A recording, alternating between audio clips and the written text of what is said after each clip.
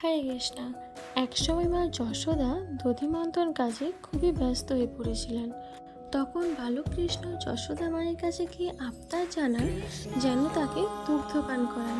তখন মা যশোদা দধিমন্থন কার্য ছেড়ে কৃষ্ণকে দুগ্ধপান করান। তখন উনুনে বসানো দুধ ভাবতে লাগলেন, কৃষ্ণ যদি যশোদা মায়ের দুগ্ধ গ্রহণ করেন তাহলে আমাদের আর গ্রহণ করবেন না। তাই তারা কষ্টে আত্মহত্যা করার জন্য উনুনে ঝাঁপ দিলেন। তখন যশোদা মা উনুনে দুধ নামানোর জন্য ছুটে গেলেন। তখন কৃষ্ণ তো ভারী রাগ, কেন মা আমাকে কোলতে গেলে আমি দুধ নামাতে গেলেন।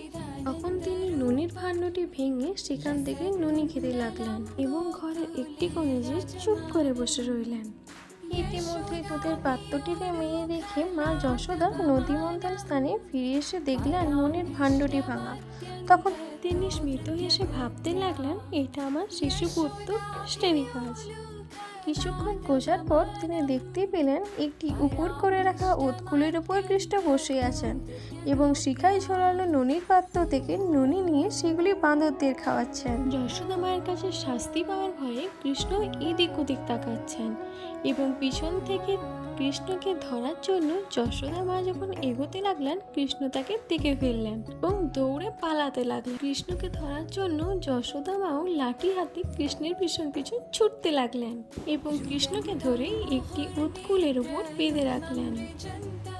এবার আপনারা কমেন্ট করে জানান তো ভগবানের এই লীলাটার নাম কি।